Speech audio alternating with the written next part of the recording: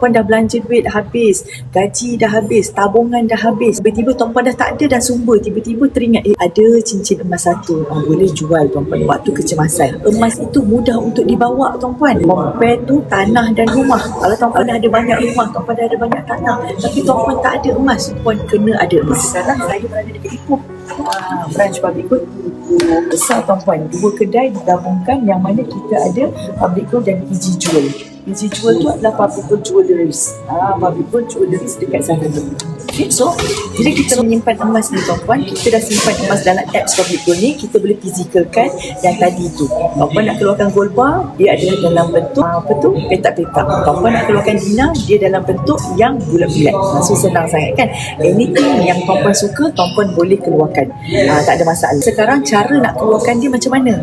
Nak kena ada gram. Tuan-puan kena ada gram dulu. Bila tuan-puan ada gram dalam sini, tuan-puan boleh keluarkan. Jadi kenapa kita nak simpan emas tuan-puan? Pertama, emas itu penting dalam kehidupan kita sebagai tabung kecemasan.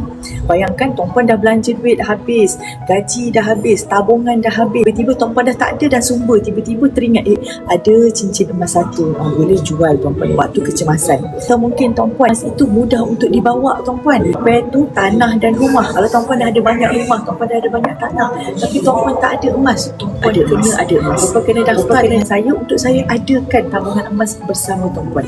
Sebab apa kena ada emas? Selain daripada tanah dan rumah, kalau tuan-puan nak lari, contohnya nak lari daripada Malaysia macam Sajat, tuan-puan tak bawa rumah, banglo, tuan-puan tak bawa tanah berelong-relong berekar-ekar, tak boleh nak angkut pun tuan-puan. Sama juga kecemasan ketika berlaku peperangan, maknanya merantau pergi ke negara lain mencari tempat kehidupan yang lebih aman. Tak bawa tanah, tak bawa rumah, kadang-kadang kereta pun kita tak boleh nak bawa.